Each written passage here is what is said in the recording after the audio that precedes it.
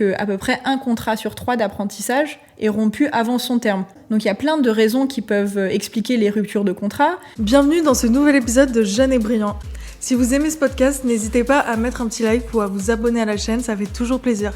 Aujourd'hui, on parle du rôle des entreprises dans la formation des jeunes et plus largement leur responsabilité éducative. On pense souvent que l'éducation se joue essentiellement à l'école, mais le monde du travail est aussi un espace d'apprentissage, surtout pour celles et ceux qui entrent dans la vie professionnelle avec peu ou pas de diplôme. On en parle aujourd'hui avec Meryl Méran. Meryl, bienvenue sur Jeunes et Brillants. Merci beaucoup d'être avec moi pour ce nouvel épisode. J'ai l'habitude de laisser mes invités se présenter, donc est-ce que tu peux te présenter ? Déjà, merci pour l'invitation. Je m'appelle Meryl Méran, j'ai 27 ans, l'année des 28, je suis alsacienne. Ceci étant dit, j'ai fait ma scolarité à Sciences Po, un cycle de 5 ans. Après ça, j'ai enchaîné avec un deuxième master à Panthéon-Assas. Et aujourd'hui, je suis retournée à Sciences Po pour y faire ma thèse. Ok, ça a été quoi ton parcours académique et professionnel avant d'arriver justement à ta thèse ? Donc j'ai fait toute ma scolarité jusqu'à 18 ans en Alsace, dans l'école du coin, puis le collège du coin et enfin le lycée du coin, jusqu'à l'admission à Sciences Po Paris à 18 ans, 2 ans sur le campus de Paris, puis une année à l'étranger en Irlande qui était très chouette.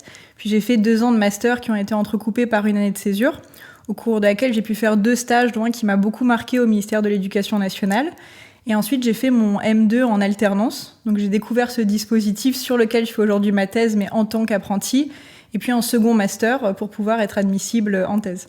Ok, et si je comprends bien, du coup, ta thèse, elle est sur la formation en entreprise, c'est ça ? Exactement. Donc moi, je m'intéresse dans, disons, le parcours des apprentis autant qu'ils et elles passent en entreprise. Ok. Et qu'est-ce qui t'a donné envie, justement, de te spécialiser là-dedans ? Alors en fait, comme je te le disais, mon premier Master 2, je l'ai réalisé en apprentissage en tant qu'apprenti dans un grand cabinet de conseil en secteur public, donc du conseil auprès de différents ministères. Et ensuite, quand j'ai fait mon second Master en apprentissage, comme j'avais vraiment apprécié le dispositif, j'ai décidé de refaire ce type de contrat où on a certains jours à l'école et certains jours en entreprise. Et cette fois, l'entreprise, en fait, c'était un centre de formation d'apprentis où j'étais en fait enseignante. J'étais enseignante de comptabilité auprès d'apprentis qui préparaient cette fois un bac+2, donc un BTS, en commerce et en informatique. Et en fait, de voir que derrière ce mot apprentissage, ce contrat d'apprentissage, il y avait des réalités aussi diverses que la mienne en M2 et que ces étudiantes que je découvrais en bac+2, je me suis dit, il y a quelque chose à creuser de ce côté-là. Non mais c'est ouf, tu donnais des cours de comptabilité, mais comment genre on vous forme à Sciences Po en comptabilité ? Alors, non, anecdote personnelle, mon père est expert comptable. Ah, ok. Et donc, en fait, on parle de comptabilité à la maison. Mais là, l'idée, c'était que plutôt, j'ai toujours aimé donner des cours. J'en donne depuis le collège. Et donc, quand je suis rentrée dans CFA, initialement, c'était plutôt pour accompagner l'équipe de direction dans la réponse à des appels à projets, dans des projets un peu transversaux. Et en fait, hasard de calendrier, la prof de comptabilité est tombée malade. Et donc, j'ai eu l'occasion de la remplacer. Et par ailleurs, je donnais ce qu'on appelle des ateliers de soft skills dans CFA-là, où en fait on travaillait avec les apprentis leur communication écrite, orale et différentes matières qui favorisent ensuite leur intégration en entreprise. Ok, et ça t'a plu cette expérience justement de donner des cours en CFA ? Oui, ça m'a, je pense, permis de trouver ma vocation. Mon rêve, 10 ans après la thèse, ce serait de pouvoir enseigner, que ce soit au sein d'une université, mais pourquoi pas dans un centre de formation d'apprentis ou au lycée. Mais t'enseignes pas là ? Si, j'enseigne.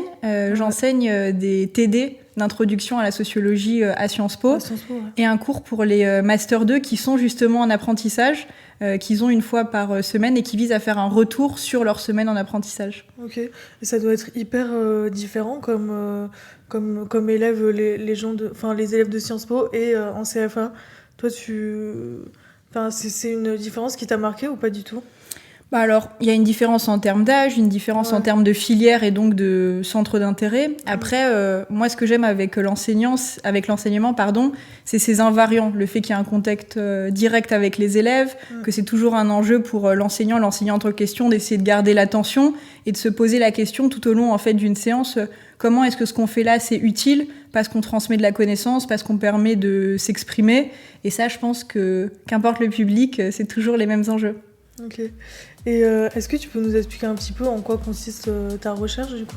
Oui, donc c'est une recherche que j'ai débutée en octobre 2022. Donc là, c'est ma 3e année de thèse. J'en suis à peu près à la moitié. Je me destine sur une thèse en 5 ans à peu près.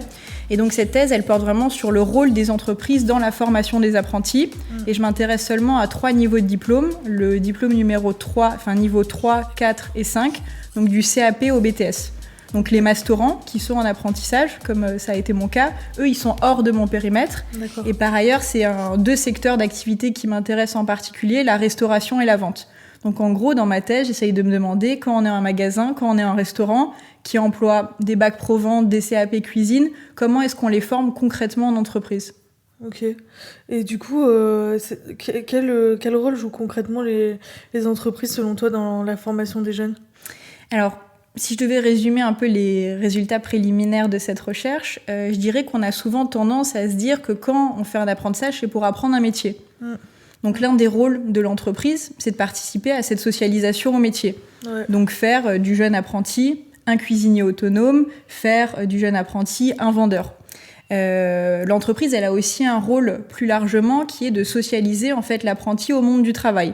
Et ça, disons, des choses positives, ça permet de gagner en autonomie, c'est un premier lien avec la relation salariale, mais la relation salariale, elle n'est pas toute rose non plus.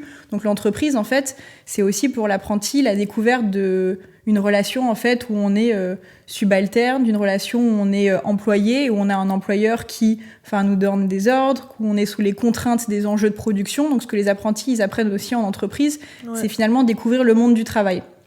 Et enfin, ce qu'on peut dire aussi, c'est que c'est s'inscrire dans un collectif de travail où souvent les gens sont plus âgés.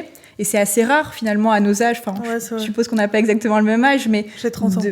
On a presque le même âge alors, mais d'être avec des gens au quotidien qui ont 15 ans, 20 ans de plus que nous. Et du coup, les apprentis, par ce contact quotidien avec des adultes plus âgés qu'eux, ils participent aussi en fait à une socialisation, je dirais, au monde adulte, où on apprend à gérer son argent, à gérer les problèmes liés à l'autonomie, par exemple l'autonomie résidentielle, ce genre de choses. Ok. Et du coup, toi, dans ta recherche, tu vois un peu toutes les entreprises ? Est-ce que tu as observé des différences selon le secteur, selon la taille de l'entreprise ou même l'engagement de l'entreprise ? Alors, pour répondre à cette question, je rappellerai peut-être ce que c'est les méthodes dans ma thèse, parce qu'il y a plein de façons de faire une thèse en sciences sociales. Moi, ma discipline, c'est la sociologie, et je mène une enquête qualitative. Donc, c'est-à-dire que mes méthodes de recueil de données, elles sont pas quantitatives, c'est des entretiens. Donc, ce qu'on fait là, par exemple, ensemble, avec une grille de questions, je l'ai fait avec 150 acteurs, disons, du monde de l'apprentissage, que ce soit des apprentis, des maîtres d'apprentissage, des formateurs en CFA. Et l'autre modalité d'enquête, c'est que je suis allée dans 5 entreprises, 3 dans le secteur de la restauration et 2 dans le secteur de la vente, où j'ai travaillé aux côtés d'apprentis. Et tu faisais quoi ? Alors, il y avait du coup différents types de restaurants et de magasins, et j'ai fait justement varier les critères que tu mentionnais à l'instant. Il y a des restaurants et des magasins qui étaient haut de gamme, par les produits vendus, les services proposés. D'autres, c'était entrée de gamme, et certains, c'était milieu de gamme. Il y en a qui étaient avec des grands collectifs de travail, 130 salariés, 7 apprentis, et la plus petite entreprise, c'était une gérante et son apprenti. Ah ouais. Et l'organisation, disons, temporelle, il y avait des systèmes de pointage dans certaines entreprises, d'autres, c'était des horaires un peu plus flexibles, et donc ça, c'était l'idée de se dire comment ces critères-là, un peu ces différentes configurations productives, elles allaient avoir une influence finalement sur la formation des apprentis. Ok. Et est-ce qu'il y a des entreprises qui prennent vraiment ça au sérieux, la formation des jeunes, ou ça reste encore un peu marginal comme truc ? Alors, déjà, en tant que sociologue, on n'a pas vocation à être normatif, à dire, voilà, j'ai passé 3 semaines dans cette entreprise, je vous décerne un label vert de vous jouez le jeu de l'apprentissage. Ou à l'inverse, je suis pas l'inspection du travail, je viens pas dire, là, vous proposez des conditions d'emploi et de formation délétères, vous allez être sanctionné. Moi, je viens essayer de documenter qu'est-ce que c'est la réalité d'un apprenti dans cette entreprise-là, qu'est-ce que c'est la réalité d'un professionnel qui, en plus de sa fiche de mission, doit ou est censé assurer la formation d'un apprenti. Donc ce qu'on peut dire, c'est qu'est-ce que c'est finalement jouer le jeu de l'apprentissage. Jouer le jeu, finalement, c'est trouver un équilibre qui est pas facile, qui consiste à concilier une logique de formation, parce que l'apprenti, il obtient son diplôme à la fin, c'est l'objectif visé, il est en train d'apprendre un métier, et idéalement, il cherche à trouver un emploi. Ça, c'est la logique 1, la logique de formation. Il y a une logique ensuite, c'est la logique de production. Concrètement, c'est une entreprise qui doit rentrer dans ses coûts, disons. Et finalement, moi, ce que j'essaye de regarder, c'est comment, au quotidien, on essaye de concilier les deux logiques. Et effectivement, il y a des entreprises où la logique de production, elle prime totalement, et où les apprentis, finalement, ils sont considérés comme des salariés comme les autres, de la main-d'œuvre, en l'occurrence pas chère, parce qu'un contrat d'apprentissage, c'est assez faiblement rémunéré, c'est un pourcentage du SMIC, surtout quand on est mineur. Mais dans les entreprises que je rencontre... Et t'as une aide de l'État, non ? Il y a une aide de l'État, exactement. Donc en fait, quand on recrute un apprenti, l'aide de l'État vient de changer, mais l'entreprise touche 6 000 € jusqu'à récemment, quelle que soit sa taille et quel que soit le niveau de formation de l'apprenti. Ok. Et toi, t'es bien reçu dans les entreprises quand tu vas justement pour faire tes entretiens quali ? Alors, les entretiens, je les conduis en général en dehors du temps de travail, parce que c'est difficile quand on est dans une cuisine d'arrêter quelqu'un pendant 1 heure pour lui poser des questions. Ce que je fais, du coup, ça s'appelle de l'observation participante. C'est une méthode d'enquête en sociologie. L'observation, elle peut être participante quand on participe à l'activité qu'on observe, ou non participante quand on est en retrait. Moi, elle est participante et elle était faite à découvert. C'est-à-dire que quand j'arrivais dans l'entreprise, j'informais la personne qui m'ouvrait les portes de l'entreprise, le patron, la patronne, mais aussi tous les salariés que je rencontrais. Et ensuite, pour ce qui est de l'accueil, il y a eu des accueils, disons, différents et mitigés. Ouais. Parfois, on me renvoyait à ma condition de non professionnelle, que j'étais juste là pour observer, mais que je n'étais pas quelqu'un du métier, que je le serais jamais. Ce qui est vrai, c'est pas les diplômes ou la formation que je prépare. Cela dit, dans la grande majorité des cas, les professionnels que j'ai rencontrés, ils avaient vraiment à cœur de montrer leur métier et de me transmettre leur savoir. Donc, n'étant pas particulièrement une bonne cuisinière, ni, je pense, une très bonne vendeuse, que ce soit les apprentis ou les membres de ce collectif du travail qui forment les apprentis, ils m'ont vraiment expliqué qu'est-ce que c'est les premiers pas dans une entreprise. Ouais. Et toi, ça t'a plu, cette expérience, d'aller justement dans ces entreprises ? Ça m'a beaucoup plu. J'ai trouvé ça particulièrement intéressant par rapport à la recherche doctorale que je mène. Et d'un point de vue plus personnel, c'est aussi des occasions assez rares dans la vie de découvrir des métiers l'espace de quelques semaines qu'on ne connaît pas et qu'on n'aurait pas forcément connu autrement qu'en tant que client. Ouais. Et donc de voir l'autre côté de ce que c'est la restauration en cuisine et en salle, l'autre côté de la vente quand on est soi-même voilà, à acheter des produits dans des magasins ou à aller au restaurant. C'était vraiment une découverte qui était très intéressante. Ça t'a donné envie ou pas de changer de voie ?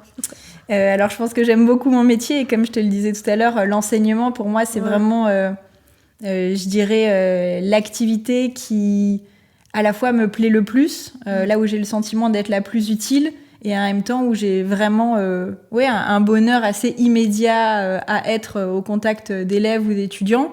Cela dit, j'ai trouvé que vraiment ces 3 métiers que j'ai découverts, donc commis de cuisine, commis de salle et vendeur, par le lien très fort avec un collectif dans lequel on s'insère, c'était vraiment des métiers où certains apprentis, je les ai vus s'épanouir grandement. Ok. Là, je dévie un petit peu du sujet, mais est-ce que c'est toujours... on a un peu cette idée de la cuisine, d'un monde qui est assez dur, notamment pour les apprentis qui arrivent, qui seront beaucoup... un peu maltraités par les chefs et tout ça. Est-ce que ça a été le cas ? Est-ce que tu as vu des choses comme ça ou pas du tout ? Alors, je rappellerai d'abord que ma thèse, elle porte sur l'apprentissage en général et pas sur la dureté des conditions de travail dans le monde de la cuisine, ce qui est le cas de thèse, donc je suis pas la plus à même à répondre, mais de la petite expérience que j'ai eue avec ces 3 observations, déjà, je dirais qu'il faut distinguer en fait au sein de ce secteur qu'on a tendance à homogénéiser, le fait qu'il y a des segments très différents. L'un des 3 restaurants, c'était de la restauration étoilée. L'autre, c'était une brasserie avec entre 1500 et 2500 couverts par jour. Et le dernier, c'était une chaîne de restauration rapide. Ouais, 2500, c'est énorme. C'est énorme. Là encore, c'est seulement la restauration rapide et traditionnelle au sein de laquelle j'ai enquêté. Il y a aussi la restauration collective dans des entreprises, dans des établissements de santé, dans des écoles. Tout ça, c'est finalement des configurations très, très différentes où le rythme n'est pas le même, où l'exigence n'est pas la même, où la gravité d'une erreur n'est pas la même. Et souvent, on a tendance, quand on a un peu des fantasmes sur la restauration, à réduire ça à la restauration étoilée, à des émissions de cuisine où on voit des chefs hurler sur d'autres. Mais finalement, la restauration, elle est aussi plus diverse que ces images nous donnent. Après, c'est un univers qui, quel que soit le segment, est très hiérarchisé. Ouais. Et les apprentis, ils occupent, disons, la plus basse marche de l'échelle. Et en ça, ils s'inscrivent dans une hiérarchie où tout le monde leur donne des ordres et eux, ils donnent des ordres à personne. Et ça, c'est un commun, disons, de tous les segments. Ok. Et chez Verlo, nous, on parle beaucoup de responsabilité éducative des entreprises. Est-ce que tu peux nous expliquer un peu ce que c'est ? Est-ce que toi, ça te parle comme expression ? Alors aujourd'hui, ma thèse, elle est moins portée sur cette notion de responsabilité éducative de l'entreprise qui s'insérait plus globalement dans quel est le rôle un peu de l'entreprise dans la société. Cependant, c'était le sujet de mon mémoire. Mon mémoire, il portait vraiment sur qu'est-ce que la responsabilité éducative de l'entreprise. Et j'avais alors mené une enquête au sein des entreprises du CAC 40. Donc quand on mène des enquêtes, souvent on réduit le périmètre pour que l'enquête soit réalisable. Et moi, ma question, c'était au sein de ces entreprises-là, comment ça se manifeste, comment ça s'exprime cette RE. Et donc pour ce faire, j'avais épluché tous les rapports RSE des 40 entreprises du CAC 40 pour voir concrètement quelles étaient les actions menées. Et j'avais défini dans mon mémoire la RE comme quelque chose finalement de similaire à la RSE, qui est toutes les actions qu'on mène à l'égard de ces parties prenantes. Et les parties prenantes dépassent les salariés, c'est aussi à l'égard de ses fournisseurs, à l'égard de ses clients et plus largement à l'égard de la société. Et donc dans le mémoire, je me disais qui sont les parties apprenantes de l'entreprise et quelles sont les actions qui sont menées à leur égard. Donc à l'égard des salariés, c'est principalement de la formation continue, mais aussi les accompagner dans de la formation qui ne sert pas directement l'activité de travail. À l'égard des fournisseurs, des fois ça pouvait être de la montée en qualité qui était co-construite. Et ensuite, ces entreprises, parce que souvent elles sont associées à des fondations, elles mènent différentes actions qu'on peut qualifier de formation ou au moins de sensibilisation à l'égard des consommateurs, que ce soit sur la sécurité routière ou la nutrition, pour citer deux exemples. Ok. L'école, elle est quand même perçue comme un peu le seul endroit où on apprend. Est-ce que et le monde du travail, alors que le monde du travail c'est quand même aussi un espace de formation, comment on pourrait faire pour mieux articuler ces deux mondes justement ? Alors c'est toujours dur de formuler des recommandations, donc je commencerai en prenant un petit chemin de traverse pour répondre à la question. L'école, elle a le monopole, disons, de la formation au sens où c'est le seul espace où on a du personnel qui est dédié à cette transmission-là, où on a un espace finalement où la relation pédagogique, elle est autonome des autres types de relations. Donc dans l'apprentissage, la relation pédagogique, elle se mêle, elle s'enchevêtre avec la relation salariale. Là, on a des enseignants qui, à notre égard, si on parle en tant qu'élève ou étudiant, ils ont seulement une relation pédagogique avec nous. Par ailleurs, c'est un lieu qui est séparé des autres. Quand on rentre dans l'enceinte d'un établissement scolaire, on est là seulement, disons, pour apprendre. On est là aussi pour socialiser, on est là pour se sociabiliser avec les autres, mais on n'est pas là pour autre chose. Le monde du travail, c'est un monde finalement dans lequel on va être une grande partie de sa vie. C'est à la fin finalement de la formation initiale, donc à la fin de nos études, qu'elles soient infra-bac ou post-bac, et jusqu'à notre retraite. Donc en ça, par le temps qu'on y passe, on ne pourrait pas dire sérieusement on arrête d'apprendre sorti des portes de l'école. Cependant, ce qui se passe une fois qu'on est dans l'entreprise, c'est des façons de transmettre les savoirs, des visées du savoir qui sont différentes de celles de l'école. Et c'est en ça, je pense, qu'un débat qui vient essayer de critiquer systématiquement l'école pour dire que l'école forme mal, que tous les maux de la société en fait tiennent à l'école, que dans le monde de l'entreprise, parce que c'est la vraie vie, on serait susceptible de mieux apprendre. Je pense que c'est un débat qui est assez stérile. Et à l'inverse, considérer que y a plus de possibilités d'apprentissage à l'issue de l'école, ce serait aussi méconnaître le fait que quand on est sur son lieu de travail, au contact des autres et de la répétition d'une activité, il y a une montée en compétences qui se fait, mais qui est différente de l'acquisition des savoirs à l'école. Ok. Et tu penses pas que la formation en entreprise, elle pourrait pallier certaines failles du système éducatif ? Je pense que pour répondre à ta question, il faudrait que tu me dises quelles sont selon toi les failles du système éducatif. Parce que je pense qu'on a vraiment tendance à dire à tort et à travers l'entreprise, elle peut ce que l'école ne peut pas, mais dites-moi ce que l'école ne peut pas faire. Il y a quand même des travers à l'école où il y a quand même des élèves qui ressortent, qui décrochent, enfin tu vois. Il y a des élèves qui décrochent, il y a des élèves qui ressortent avec des diplômes et qui au final n'arrivent pas à s'insérer dans le monde du travail. Donc pour moi, il y a quand même... Après, j'accuse pas non plus, je suis totalement d'accord avec ce que tu dis, où faut pas trop accuser l'école et tout. Je pense juste que peut-être que ce système éducatif ne permet pas à tout le monde de sortir avec toutes les mêmes chances, quoi. Tu vois ce que je veux dire ? Alors, demander à l'école... On sort pas tous égaux du système éducatif. Demander, disons, à l'école de résoudre des inégalités qui sont pas du fait de l'école, c'est donner une mission impossible. Ouais. Par contre, ce qui est vrai, c'est qu'en fait, l'école, elle repose sur un mode de socialisation particulier qu'on appelle la forme scolaire, qui est de se dire que on va avoir un maître face à des élèves qui transmet des savoirs codifiés avec des règles impersonnelles. Et cette façon-là, finalement, d'apprendre, elle convient pas à tous les élèves. Ouais. Elle convient pas notamment à certains élèves qui ont une culture à la maison qui est éloignée de cette forme scolaire. Ouais. Et souvent, on dit les enfants d'enseignants, ils réussissent mieux. C'est pas parce que les enfants d'enseignants, ils naissent avec un plus gros cerveau. C'est parce qu'en fait, la culture à la maison, elle est plus proche de la culture scolaire. Et donc, finalement, ils partent favorisés dans cette course, disons, si on file la métaphore sportive. Par contre, il y a d'autres façons d'apprendre.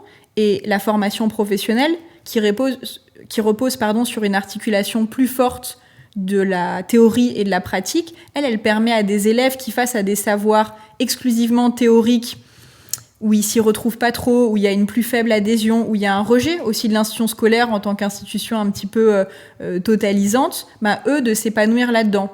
Cependant, je pense qu'il y a un discours qui est aussi à déconstruire en disant la formation professionnelle, c'est super, regardez les concours des meilleurs apprentis de France. On peut aussi réussir dans la voie pro sans forcément tomber à nouveau dans une logique d'excellence où réussir en pro, ça veut dire devenir le meilleur apprenti dans sa discipline. Ouais. On n'attend pas dans la voie générale de réussir le concours général systématiquement. Il faudrait juste se dire que c'est deux types d'enseignement qui reposent sur des combinaisons différentes de savoirs, disons, pratiques et théoriques, des modalités pédagogiques qui sont différentes pour finalement avoir des objectifs similaires, obtenir un diplôme, apprendre un métier et trouver un emploi. Ouais, et c'est marrant parce que tout à l'heure tu me disais cette culture de l'école, mais mardi j'enregistrais un podcast avec Lisa qui me parlait de l'éducation de ses parents et qui me disait qu'elle avait eu de la chance parce que ses parents adoraient l'école et que du coup elle s'est tout de suite sentie bien dans ce cadre-là. Et elle me disait qu'à son tour, sa fille, elle sentait qu'elle avait un peu cet attrait pour l'école. Donc il y a quand même ce truc où c'est quand même un plus dans la vie. Tu te sens proche de l'école, quoi. Et quels sont les freins pour toi qui empêchent encore les entreprises à vraiment s'investir dans la formation des jeunes ? Pourquoi les entreprises ne s'investissent pas davantage ? Les entreprises, elles ont une mission qui est être viable économiquement. Ouais. Et quand on cherche à être viable économiquement, on se demande comment finalement avoir des recettes qui sont supérieures aux coûts. Et en ça, la formation, c'est pas la réponse première qu'on trouve, parce que la formation, c'est quelque chose qui coûte à court terme, qui peut rapporter, qui peut être vu comme un investissement, ce qu'on appelle investir dans le capital humain, mais considérer que en formant correctement un apprenti, il ou elle va obtenir son diplôme, va éventuellement vouloir rester dans l'entreprise et va être du coup un salarié qualifié, c'est un calcul qui est rationnel, mais qui se fait sur le long terme. Et dans des entreprises où des fois il y a des besoins de main-d'œuvre à court terme et où le business model repose sur le fait d'avoir de la main-d'œuvre pas chère, la formation, ça se concilie assez mal avec les impératifs productifs. Ok, donc ça c'est une vraie... C'est un vrai truc que les entreprises prennent des apprentis pour à moindre coût, enfin pour avoir de la main-d'œuvre à moindre coût. Alors, je dis pas du tout que tendanciellement, la majorité des entreprises françaises aujourd'hui recrutent des apprentis comme de la main-d'œuvre pas chère. Ouais. Je dis juste pourquoi est-ce que c'est pas évident pour une entreprise d'investir dans la formation, parce qu'en fait la formation c'est un poste de dépense et c'est pas à court terme en tout cas quelque chose qui rapporte.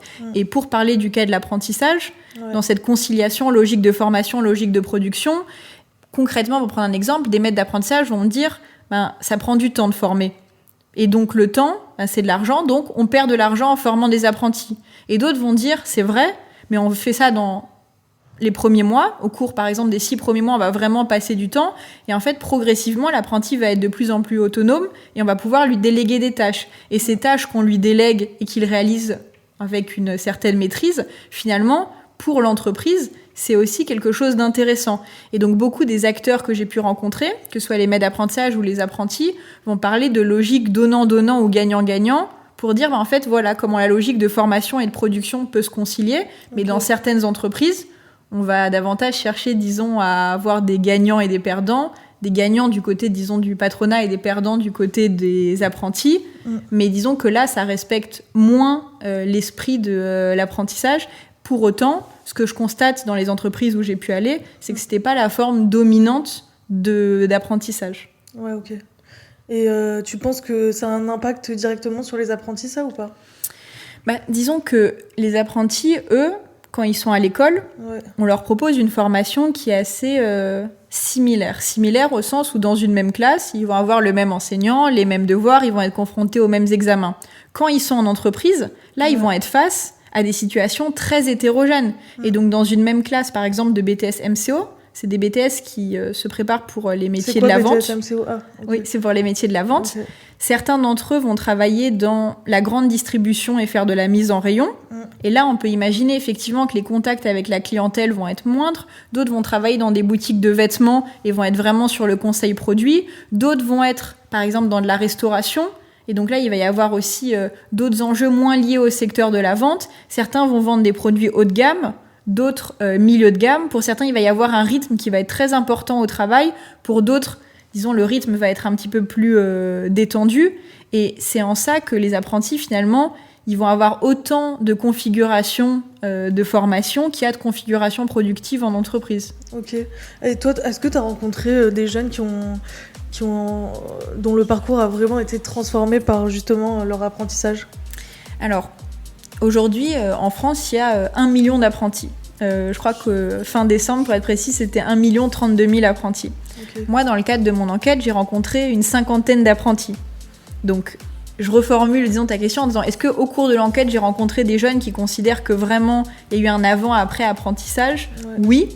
Est-ce qu'ils sont majoritaires dans l'échantillon ? Non. Est-ce qu'ils le sont en France ? Ça, je ne suis pas en mesure de répondre. Mais certains m'ont dit, notamment, qu'eux, à l'école, ils ne s'y retrouvaient pas. Ils avaient un rejet certain de l'école et ils étaient contents de quitter les bancs de l'école parce que le rapport qu'ils avaient, par exemple, avec leurs enseignants, ils avaient des difficultés à s'inscrire dans ce rapport d'autorité, ils appréciaient pas le fait de rester assis, ils déclarent dans les entretiens des souvenirs où ils s'ennuyaient beaucoup. Et là, à l'inverse, le fait d'apprendre un métier, d'être toujours en action, d'avoir une reconnaissance assez importante de leurs collègues. J'ai le souvenir notamment d'une apprentie qui travaillait dans le restaurant gastronomique, qui disait un jour, au bout de 2 mois d'apprentissage, elle allait à son restaurant et elle s'est dit, en fait, aujourd'hui, je suis heureuse. Et je sais pas si je me l'étais déjà dit dans ma vie. Et elle dit, parce que là, je vais retrouver des collègues qui me valorisent dans ce que je fais, des clients qui me complimentent parce que il et elle trouvent que mon service à table est de qualité. Bien,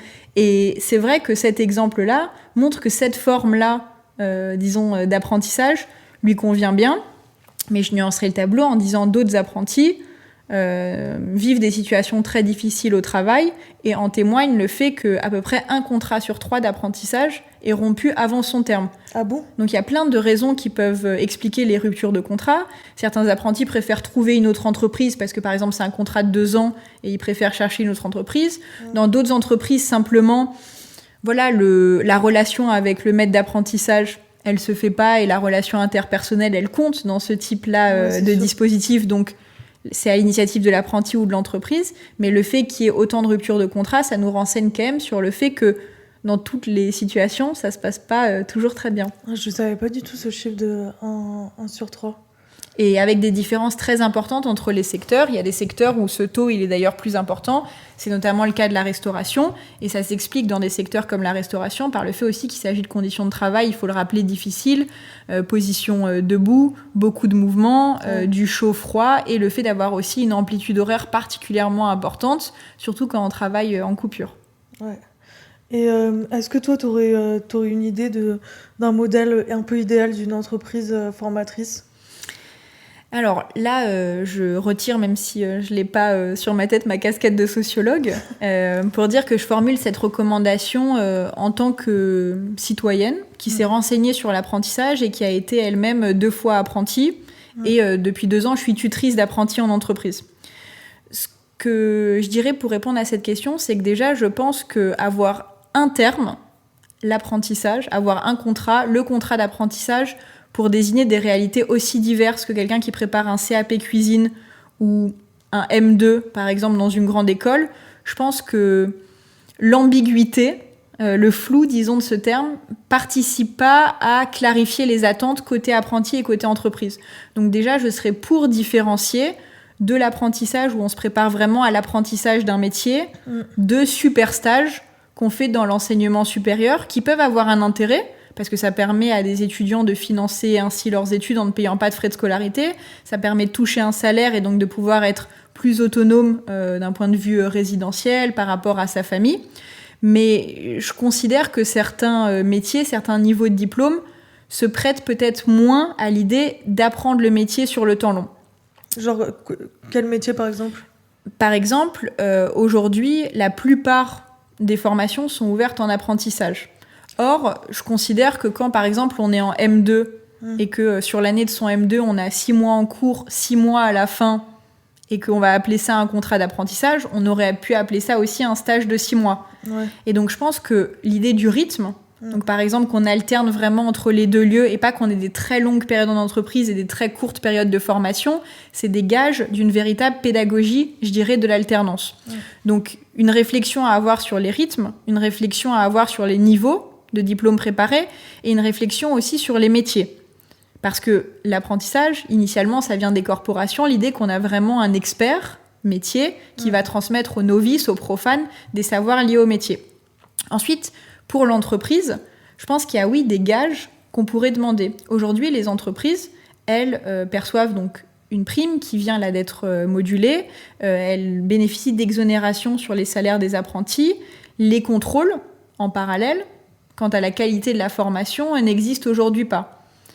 Il pourrait y avoir, comme c'est le cas dans certains secteurs, une formation, par exemple, obligatoire pour les maîtres d'apprentissage. C'est le cas dans le secteur de la restauration depuis 2013, si je ne me trompe pas, où pour être maître d'apprentissage dans la restauration, il faut faire cette formation.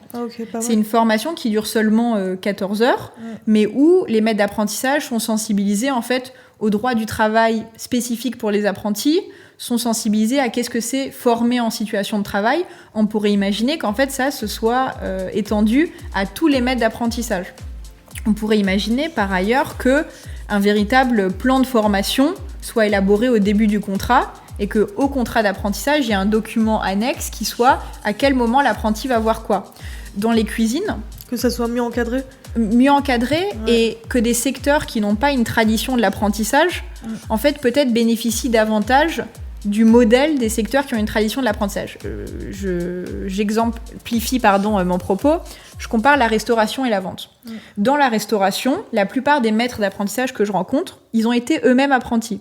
Donc quand ils doivent encadrer un CAP cuisine, en fait, ils ont passé un CAP cuisine.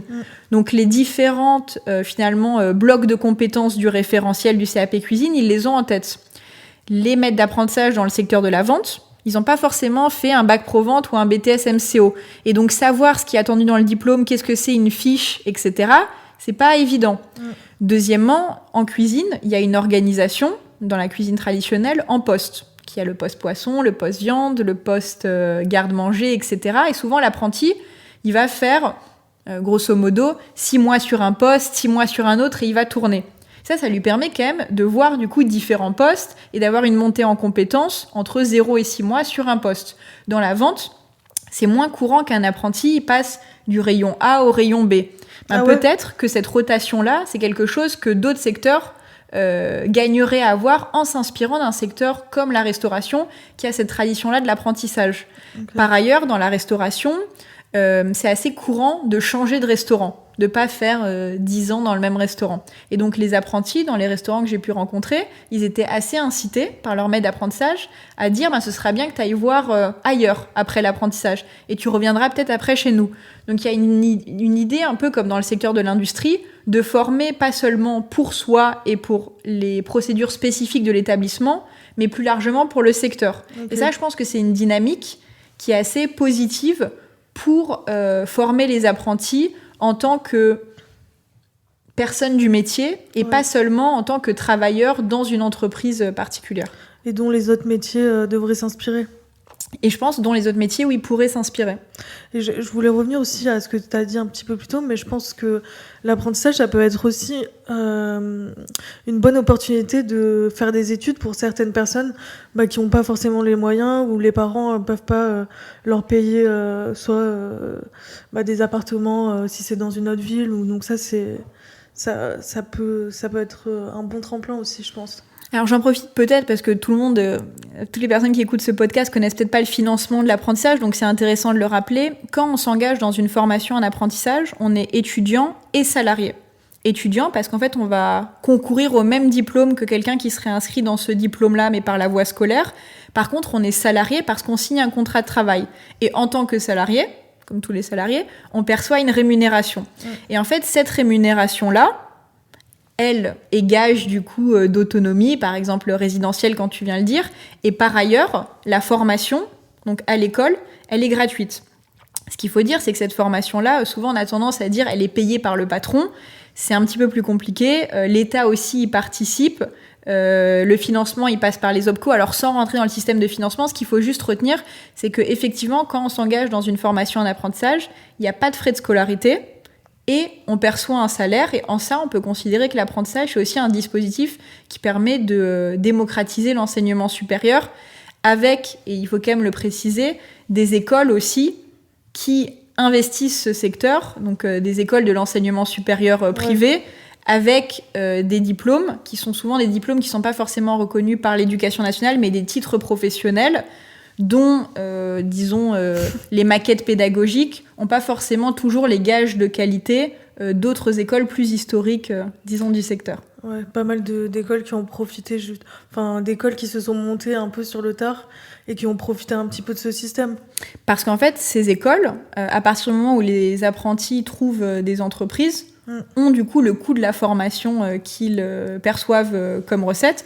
Alors, je cherche pas à avoir un propos globalisant sur toutes les écoles, mais en tout cas, c'est un système c'est une réforme, la réforme de 2018, qui visait aussi à faire un choc d'offres avec une libéralisation du secteur et toutes les conséquences négatives que peut entraîner la libéralisation d'un secteur. C'est devenu un vrai business pour certains, l'apprentissage. Est-ce que tu penses que c'est un sujet qui est assez encadré par les pouvoirs publics, ou est-ce que il pourrait mieux faire ? Alors là encore, je suis pas arbitre de touche par rapport à la question de l'apprentissage, mais en tout cas, c'est un sujet depuis 2017 qui est une priorité pour le gouvernement. Depuis les années 90, l'apprentissage ça a vraiment été présenté comme une solution un peu miracle, solution à tous les maux de la société et notamment à celui du chômage des jeunes. C'est souvent comme ça que le dispositif a été promu.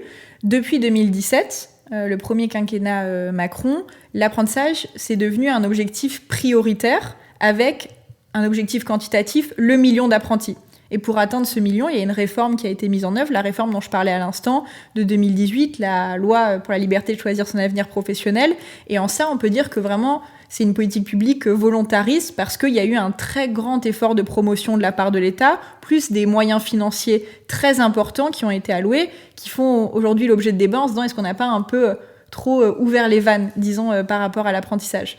Et pour revenir à la question, il y a eu donc cet effort pour développer massivement l'apprentissage. Il y a un temps qui succède au développement massif qui est celui de la régulation. Et aujourd'hui, par exemple, pour le sujet qui m'intéresse, qui est la qualité de la formation en entreprise, il n'y a pas de contrôle qui garantisse qu'un apprenti est bien formé en entreprise. Et comment on pourrait faire justement pour pallier à ça ? Alors, la question, c'est si on veut mettre en place un contrôle, qui devrait être en charge de ce contrôle ? Est-ce que c'est les pouvoirs publics ? Ou est-ce que c'est l'école ? Est-ce que c'est l'école ? Mais alors du coup, l'école, rappelons-le, c'est des CFA, qui sont en grande partie aussi des établissements privés. Donc du coup, on a des écoles qui ont en plus une mission d'encadrement, qu'est-ce que font ces écoles quand elles arrivent en entreprise si l'apprenti est mal formé, moyennement formé? C'est aussi pour ces écoles potentiellement un apprenti qui ne trouvera pas un autre apprentissage. Donc il y a des dilemmes très concrets qui se posent pour l'école. Ouais. L'État qui viendrait enquêter au sein de chacune des entreprises. Alors il n'y en a pas 1 million, parce que plusieurs recrutent plusieurs entreprises, mais ça fait quand même un nombre significatif d'entreprises. Donc là, les questions, elles restent ouvertes. Et en tout cas, dans le cadre de ma thèse, je pense qu'il faut être humble par rapport à ces résultats. Moi, je ne donne pas de pistes sur comment encadrer toutes les entreprises françaises qui recrutent les apprentis. Ouais. Alors, donc, je connais mieux les entreprises que je ne connais les écoles. Donc, ces centres de formation d'apprentis, ce qu'il faut savoir, c'est qu'ils interagissent avec les entreprises de façon assez diverse. Il y a certains CFA qui organisent des visites en entreprise. Et là encore, des pratiques assez différentes. On a dans des écoles jusqu'à 3 visites par an en présentiel. Dans d'autres écoles, ça va être 1 visite au téléphone. Et comme dans ton cas, ça peut être par exemple aucune visite. Il y a certaines écoles où il va y avoir des temps dédiés au retour des périodes d'entreprise pour discuter de ce qui s'est passé en entreprise, faire du partage de bonnes pratiques, faire des sessions de co-développement. Dans d'autres écoles, finalement, ça va vraiment être 2 univers très étanches où ce qui se passe en entreprise, finalement, reste en entreprise, où l'école s'en soucie peu et où l'entreprise se soucie peu de l'école. Donc ça va dépendre assez fortement, finalement, de l'établissement et aussi de la culture d'apprentissage du secteur. Là encore, pour parler des 2 secteurs que je connais, dans le secteur de la restauration, souvent, c'est des CFA qui sont antérieurs à la réforme de 2018 et qui ont des liens de longue date avec les entreprises. Donc, le restaurant étoilé dont je parlais, en fait, il y a un CFA où ils recrutent tous leurs apprentis, parce que c'est aussi en zone rurale, il n'y a pas forcément une très grande offre de CFA. À l'inverse, dans la vente, et dans la vente notamment dans les villes universitaires, dans une grande métropole comme Paris, là on va avoir une offre beaucoup plus importante de CFA où les entreprises vont pas forcément avoir des relations exclusives, disons, avec des CFA. Ouais, il y a plein d'écoles qui ont émergé après 2017 justement. Ouais. Exactement. Et toi, quel conseil tu donnerais à un jeune qui hésite à choisir une formation en apprentissage? Alors, c'est une question que je pose aux apprentis. Je leur demande, est-ce que eux ils regrettent leur choix? Est-ce qu'ils recommanderaient à quelqu'un, par exemple, qui est dans le même établissement qu'eux, mais en voie scolaire? Est-ce qu'ils recommanderaient s'ils ont des petits frères, des petites sœurs? Et la plupart se déclarent quand même satisfaits du choix qu'ils ont pu faire, notamment parce que ça leur permet d'avoir un pied à l'école et de continuer en fait, finalement, leur scolarité dans une société où il y a quand même une injonction au diplôme, une injonction à avoir un bac+2, à avoir un diplôme du supérieur. Et en même temps, ça leur permet quand même de rentrer dans le monde du travail, d'être plus employable, du moins ils l'espèrent à la sortie, et d'avoir un salaire, ce qui n'est pas négligeable à ces âges-là. Moi, ce que je recommanderais, et là encore, je parle en tant que citoyenne et pas sociologue, c'est de se poser déjà la question de à quel âge on veut rentrer dans l'apprentissage. Aujourd'hui, on peut y rentrer après le collège, on peut y rentrer après le baccalauréat, on peut y rentrer après la moitié de ses études dans l'enseignement supérieur, par exemple en master. Et ce qu'on constate, c'est que souvent, une fois qu'on a fait un diplôme en apprentissage, si on poursuit, la poursuite, elle est toujours en apprentissage. C'est très rare qu'on ait des retours où on passe de l'apprentissage à la voie scolaire. C'est souvent dans un sens que ça se fait. On y prend goût. On y prend goût et aussi, il faut être... je rapporterai la parole, là encore, des apprentis. Beaucoup disent, une fois qu'on n'est plus habitué à être assis 35 heures par semaine sur une chaise, et on le voit dans la vie professionnelle aussi, c'est difficile d'avoir à nouveau cette attention pour un enseignement très vertical, 7 heures par jour, 5 jours par semaine. Donc, ce que je dirais à des jeunes qui hésitent, c'est avant tout de choisir la bonne filière, de se demander est-ce que là, ils préparent un métier qui les intéresse. Et ensuite, pour savoir si l'apprentissage, c'est une bonne idée ou pas, est-ce qu'ils ont l'impression qu'il va y avoir des liens possibles entre l'entreprise en tant que lieu de formation et leur établissement? S'ils ont l'impression que c'est très décorrélé, c'est assez peu probable qu'il y ait une véritable pédagogie de l'alternance qui soit à l'œuvre. S'ils ont l'impression que ces allers-retours sont possibles, que les savoirs théoriques qu'ils apprennent à l'école, ils vont pouvoir les employer en entreprise, que ce qu'ils apprennent en entreprise, c'est des choses dont ils peuvent discuter dans leur école, là, je pense que l'apprentissage fait tout à fait sens.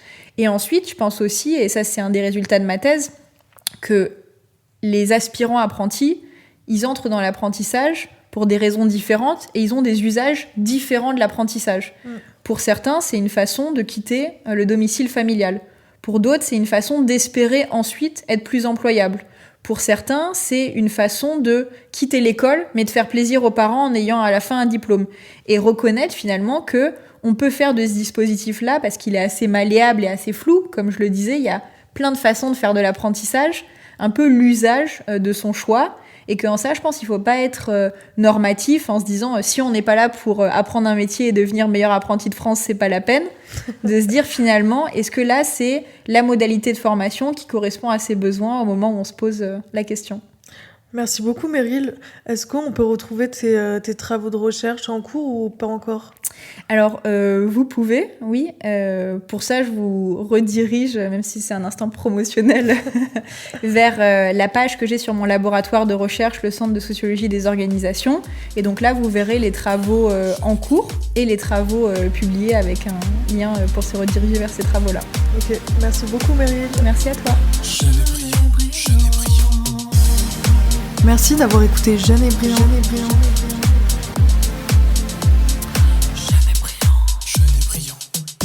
Le podcast en partenariat avec le média MCE.